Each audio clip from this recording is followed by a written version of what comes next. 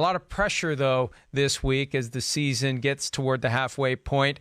The under pressure draft for Friday. First pick determined by the trivia question. Today, Big Cat asks me the question, which I will inevitably get wrong. Okay, here we go. Kirk Cousins completed 88.5% of his passes last night. That broke the Vikings' single-game record for completion percentage with a minimum of 20 attempts. Whose record did he break? Oh, it's easy. It's got to be Sam Bradford because back in 2016, he would throw 3-yard passes to Kyle Rudolph on every play. That's not actually Sam Bradford? That's a good guess because I think he had the completion record that year, right, overall? Yes. It is Brett Favre in 2009. He was 22 of 25 in Week 11 against Seattle. Well, that's fair for you to get. Listen, that actually, I'm going to give you credit, even though you've been crying and whining and pouting like a little child all week because your trivia questions are too hard. I've heard. I'm going to give you credit. That was a tough question because Sam Bradford would definitely be the natural answer to that one.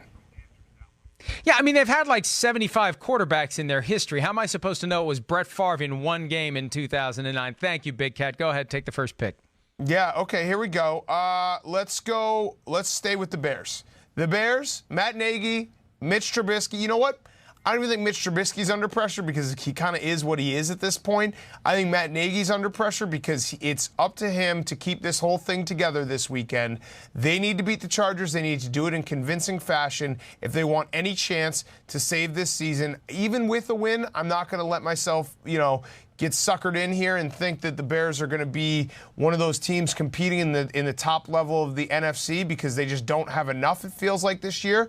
But this is a statement game they need to have because if it doesn't go well, look, things could get real bad. And I saw, Mike, the Saints loss. I think the day before the Saints loss was the 4-year anniversary of the Bears losing at home to the Dolphins when they got booed at halftime under Mark Trestman, and Brandon Marshall and Robbie Gould had a fight in the locker room. Now, I'm not saying that's what's going to happen here, but these things can go south quickly. They can go south quickly when teams that have expectations don't live up to those expectations. So I think the Bears are going to win on Sunday. I think Matt Nagy is a very good coach, but there's a lot of pressure. Yeah, and I agree with you completely. And if they don't win this game, it does fall apart. If they win at 4-3, I mean, what a difference between 3-5 and they get to what are they right now? They're 4-3. Or 3-4. 3-3. Yeah, you get to 4-3. You get to 3-3. At 4-3, you're in good shape. 4-3, you feel good. You feel like you got a chance, and maybe you can fix some of your problems and be competitive down the stretch. All right, what I'm going to do is I'm not going to go with the typical pressure like our team is falling apart and you need a big performance, you need a big win. The pressure that I think that is on the shoulders of Andy Reid this weekend is immense because ultimately he's the guy who's going to make the decision on Patrick Mahomes. Oh, the doctors make the decision. The trainers make the decision. The coach is the guy who's making the decision. And what the coach wants is what the trainers and the doctors will say, okay, yeah, we can make that work. Mahomes wants to play. Why wouldn't he want to play? He's only going to see Aaron Rodgers once every 4 years unless they meet in the Super Bowl. He wants to square off against the best. And he thinks he's fine. And he wants to go. And at the end of the day, it's on Andy Reid to make the right decision. Do you go with Matt Moore and run the risk of losing to the Packers? Or do you go with Patrick Mahomes, increase your chance of winning, but also embrace the possibility that there's going to be a re-injury, an aggravation, a new injury, something, and it's all going to be blamed on you if something happens to the team's franchise quarterback? I wouldn't want to have to make this decision if I'm Andy Reid. He's got a big decision, Big Cat, to make by Sunday night. Let me ask you a question, Mike. If Patrick Mahomes is 100% healthy, cleared by the doctors, does Andy Reid is he going to say, hey, you know what, even though you're 100%, we're not going to put you out there? I think Andy Reid can say, no, I'm not putting you out there. I think the question is, will the doctors go along with what, the kid wants to play, And the doctors will say, well, okay, do you want to continue to be the doctor for the Kansas City Chiefs? Then you'll sign off on the kid playing. That's kind of how it's been in football forever, as long as he's not. And you can see him. He's moving around. He looks like he can at least do the job. The question is, can he do it well enough to protect himself? Will there be some fluke thing that happens? Andy Reid's got to be the grown-up in the room here, though. The kid wants to play. The coach is the one who's got to make the call. And maybe they're just trying to play the Jedi mind trick on the Packers and make them prepare for both Matt Moore and Patrick Mahomes. Either way, this thing has been set up for Andy Reid to ultimately have to make a really big decision. And again, I would not want to have to make that decision because I don't think there's any easy answer to that question. All right, who you got in round 2?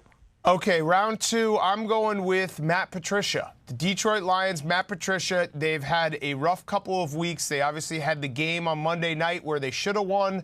They got it stolen from them. They lose that one. They get embarrassed by the Vikings at home. They lose by a lot and give up a ton of yards. Then they trade a team captain in Quandre Diggs. And if you saw the reaction online, they were not happy. That locker room was not happy. Darius Slay was probably the most vocal of the group, but there were multiple Lions who spoke out, who were baffled by that decision to trade a team captain in the middle of the season when your record isn't that bad, when you still have a chance to maybe compete for a playoff spot. So what that tells me is this game will be a game where we will find out if the Lions are quitting on this season or if they're going to rally the troops and try to win this game and salvage something. And Matt Stafford's been great this year, so credit to him. But it is going to be on the defensive side of the ball, and Matt Patricia, that's the side he coaches. Will he be able to get these guys rallied, even though they just traded their team captain? Will they have a good performance against a not great Giants team? If the Lions lose this game, similar to what we talked about the Eagles and the Bears, I think it gets worse before it gets better. Yeah, long-term culture change that Matt Patricia and Bob Quinn are trying to implement in Detroit. And really, they could have won each of the last 3 games.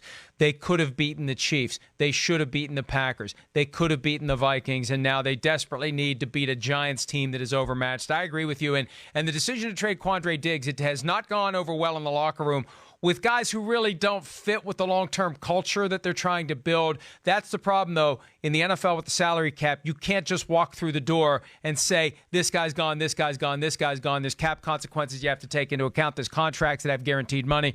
So it's going to take more time. Will Matt Patricia and Bob Quinn have that time? We'll see. All right, next one for me, it's got to be Baker Mayfield of the 2-4 Cleveland Browns with 2 weeks to get ready for the New England Patriots, the team that had Sam Darnold seeing ghosts on Monday night. And Baker Mayfield has not been good this year. For whatever reason, you can say the offensive line stinks. You can say that Freddie Kitchens is now the head coach and doesn't work with him as much.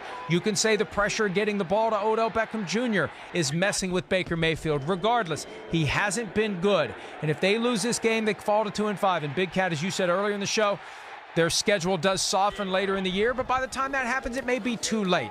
And once they get a taste of just what the Patriots really are and what the difference is, what the gap is between the Patriots and the Browns, that may be the point where you mentioned earlier that Bears defensive players may eventually just say, what's the point? I could see the Browns across the board after they get buzzsawed by the Patriots saying, what's the point? We're never going to compete with this team, at least not while Tom Brady and Bill Belichick are around.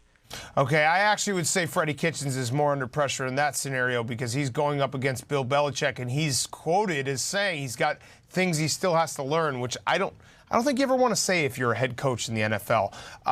My last one, I'm going to go a little bit off the board here, Mike. I'm going to do something a little different. People are probably saying to themselves, oh, he's going to pick the Eagles. We talked about Doug Peterson keeping that whole thing together against the Bills in Buffalo. No, I'm not going to do that, Mike.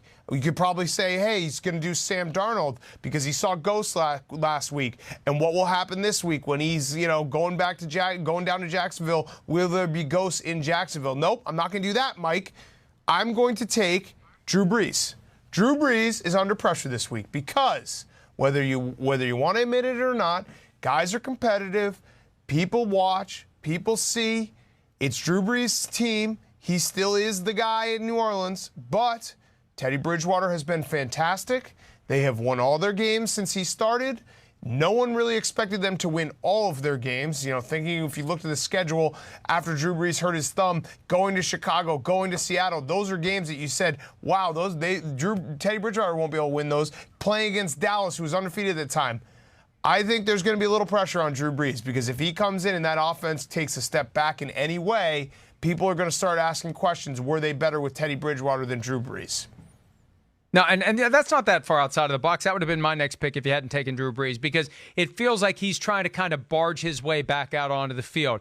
And for a guy who's been very good with optics over the course of his career, the way it's played out this week, the casual observer could listen to the things he said, listen to the things Sean Payton said, and get the impression that Drew Brees has taken his job back, regardless of whether he's ready or not. Because you said earlier in the show, it's the Cardinals, right? The Cardinals have won 3 in a row. They haven't beaten anybody.